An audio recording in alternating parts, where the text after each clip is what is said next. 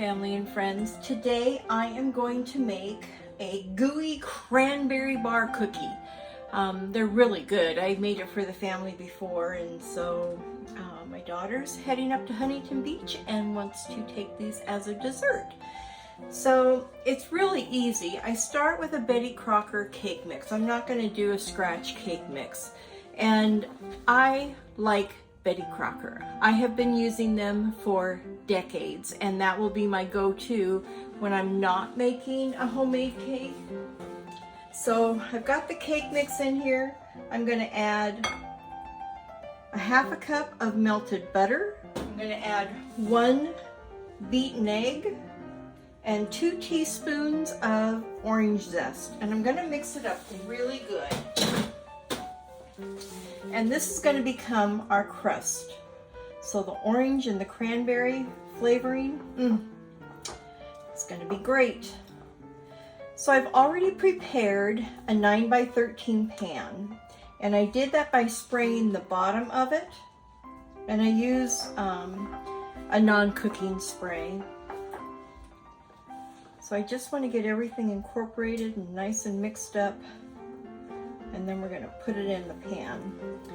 Now that I have everything mixed in really well, I'm going to start pressing it into the bottom of my prepared pan, and again it's sprayed with cooking spray. So I just take pieces off and I'll just spread them out nice and thin, and once I get it in here, for me it's easier, you can do it how you like, but it's easier for me to do it in bits and pieces rather than trying to put the whole thing in there and spread it all out. And this becomes our crust. Okay, now we're going to do the cranberry cheesecake filling that goes on top of this. And I'm starting with 3½ cups of powdered sugar, and I have an 8-ounce brick of cream cheese. I'm just going to get that mixing really good.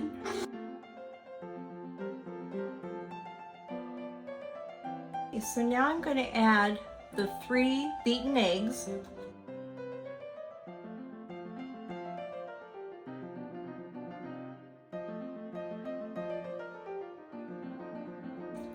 And I'm also going to add the melted butter. It's a ½ cup of melted butter and left to cool. You don't want to put it in hot because you don't want it to cook the eggs. Okay, so I'm just going to make sure these edges are clean. I want it really smooth and everything incorporated well. You can see how smooth that batter is. Now the fun part. So I found this company at my grocery store, and I've been buying the butternut squash, which I absolutely love. And I'm using the frozen cranberries to put in here, and I had them in my sink thawing.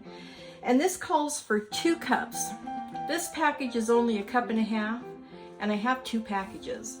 So either I can go 1/2 cup short or 1 cup too many, but we're going to put one of them in, and we're going to see how it looks and decide if we want to add the other package.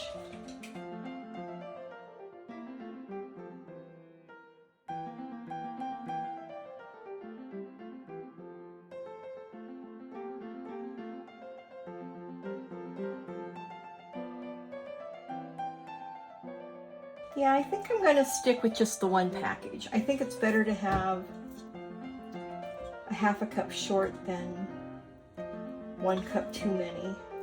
So now I'm going to just pour this on top of here, and then I'm going to bake it at 350, I don't know, for about 45 minutes.